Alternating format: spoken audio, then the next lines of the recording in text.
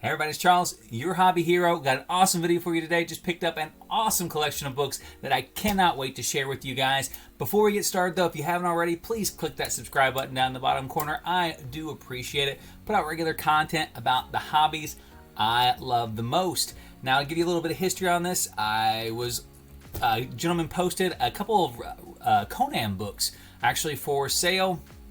Had a Red Sonja first appearance and Red Sonja first cover appearance that I was interested in. Made an offer on the Red Sonja first cover and asked him if he had anything else. One thing led to another, and I ended up with this entire box of comics from this individual seller. Lots of awesome books in here. I'll talk a little bit about them. I'll throw some values up on the screen as well.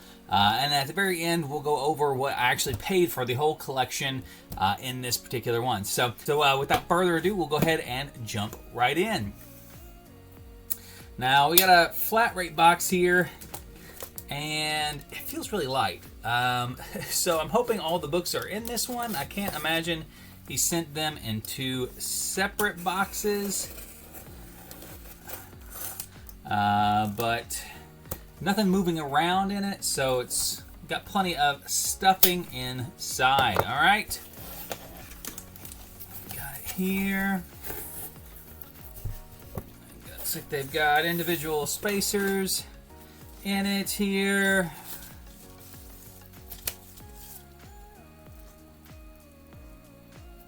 All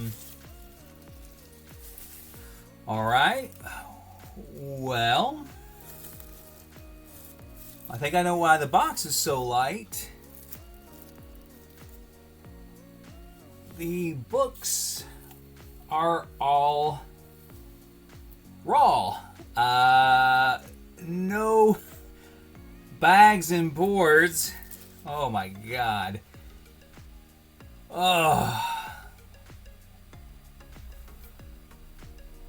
On any of these. Wow.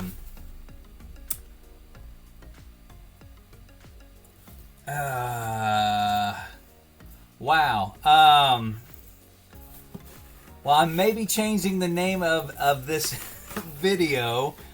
Oh, geez. To how to ruin a lot of expensive books. All right. Well, we'll go through here. First book up. Hulk.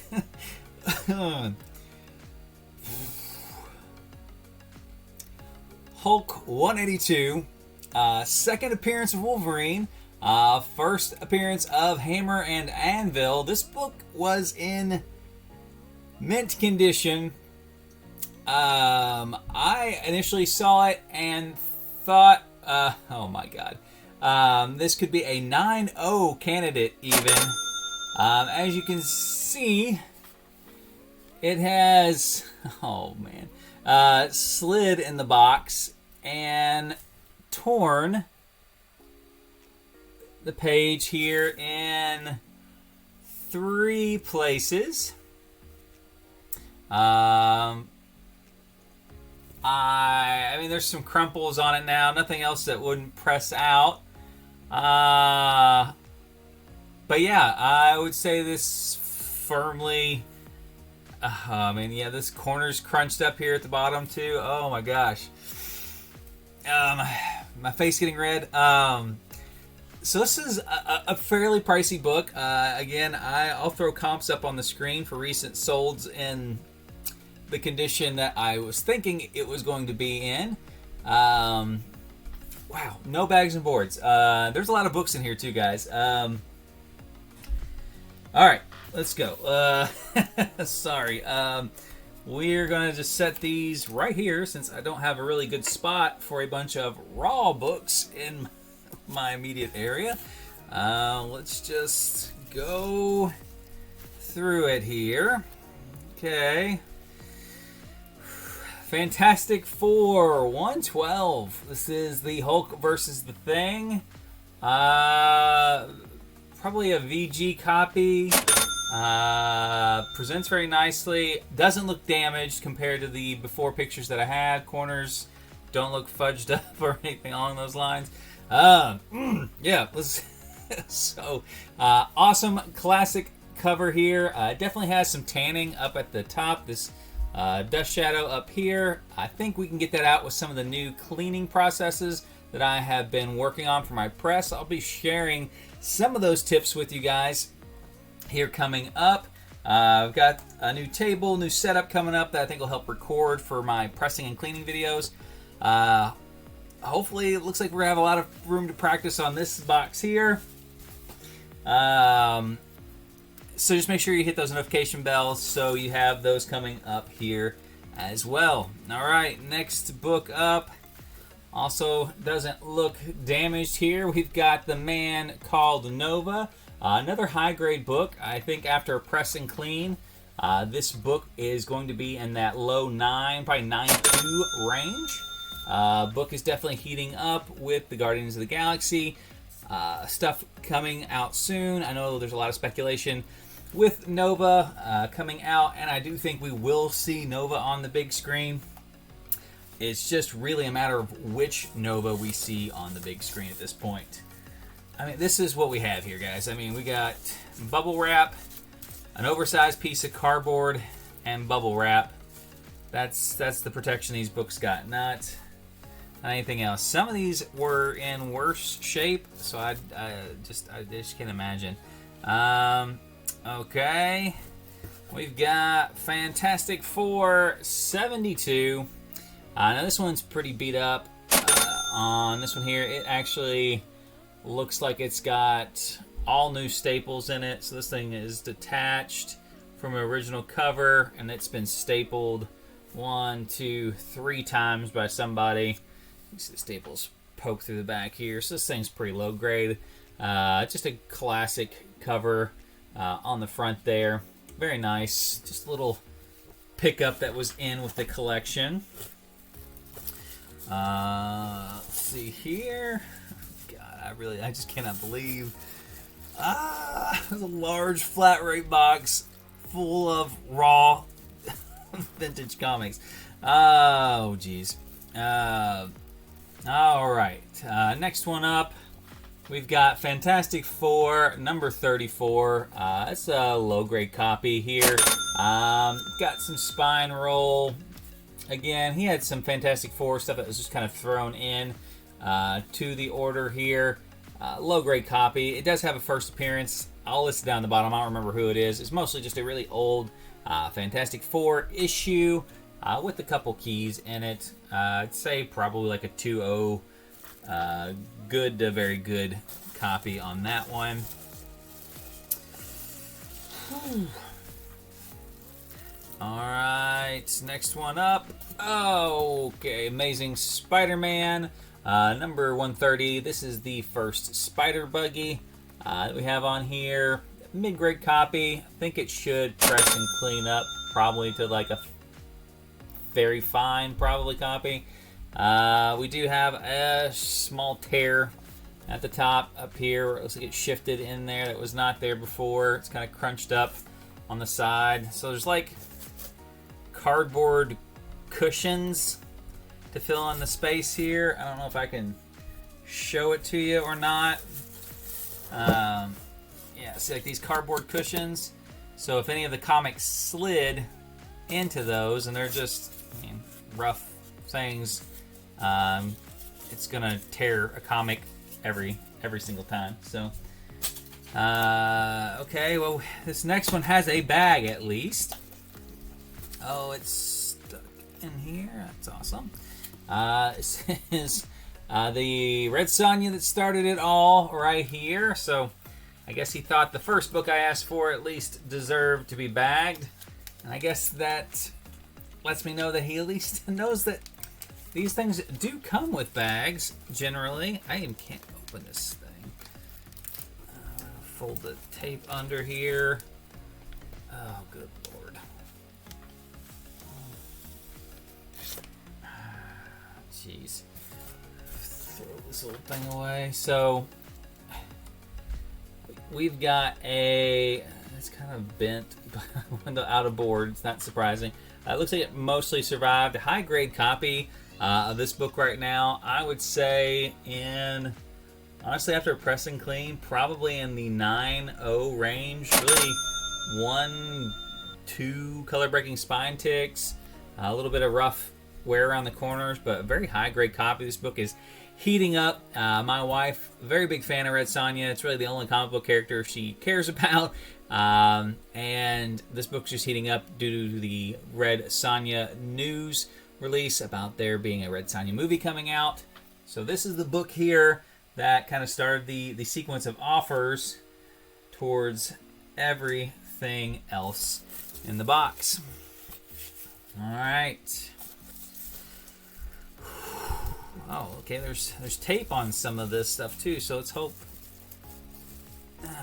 that is awesome.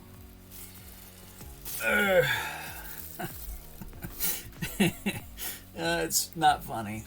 All right, we've got Fantastic Four 55, Thing versus Silver Surfer cover. Low grade copy, probably 3.0, 4.0 range. Cover is connected. Just a classic cover. Again, the older Fantastic Four stuff, you really just gave me too good of a deal on it. So regardless of condition, you know, I did obviously expect it to have a bag and board when it got here, but the deal on that was good. Next one up here.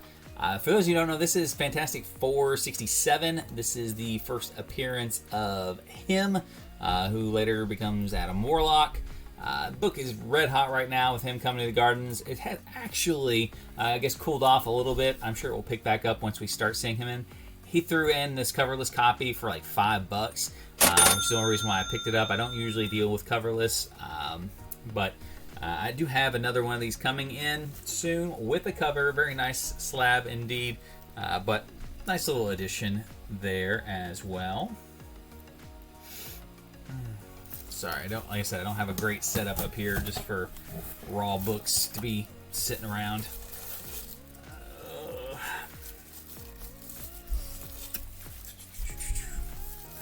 I'm sorry, I'm going to have to take some of this stuffing out. I'm worried I'm going to damage the books with the packing material.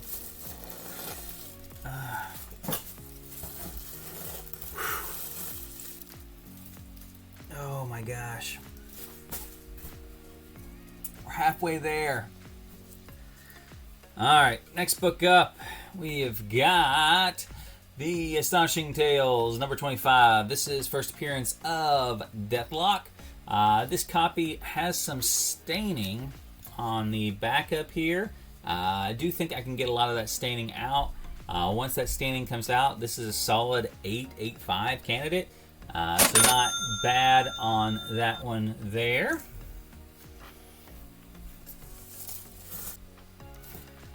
Alright, next one up. Amazing Spider-Man 128. Right before the extremely valuable 129. Just a Vulture appearance, but actually a very high grade copy. It's after press and clean. This one's probably in that 9.2 range, which again, old Amazing Spider-Man in high grade is just worth its weight in gold. I had a few copies that were upgrades in condition for ones that I had in my personal run or ones that I did not have in my personal run yet.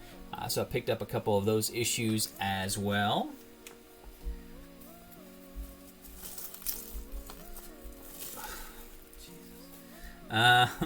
Alright, next one up, we've got 127.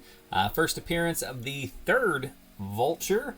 Again, another high grade Spider-Man copy with a key in this one as well. It's a little dirty, but I can get that stuff cleaned up very well. Spine is in pretty good shape. Again, probably like another 9.0, 9.2 candidate for the collection. Like I said, get it nice, cleaned up. Cleaned and pressed, put in a Mylar. Looks great when you're flipping through the books there.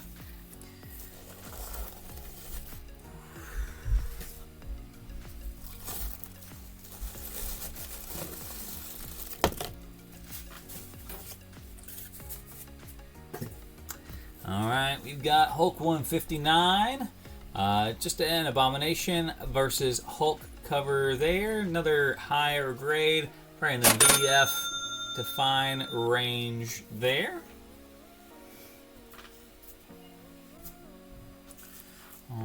Alright, next one up. We've got some damage on the corner here.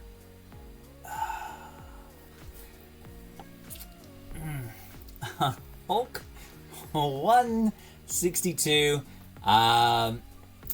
First appearance of the Wendigo that he has fighting there on the cover. Again, decently high copy pre-shipping. Corner is fairly messed up. It looks like the packing ripped the top up here as well. I think I initially had this one at like an 8.0. I mean, honestly, it may still have a shot in that range, but definitely didn't do it any favors in transit here.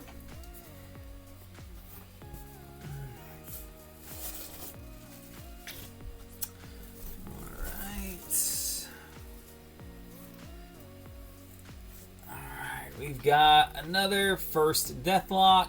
Again, this one, higher grade copy in that 9.0 range. Maybe even a little higher after clean and press. Does not look like it suffered from shipping at all. Maybe a little worse for the wear.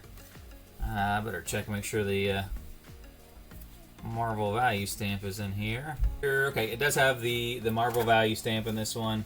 I did check, have him check for me on the Hulks.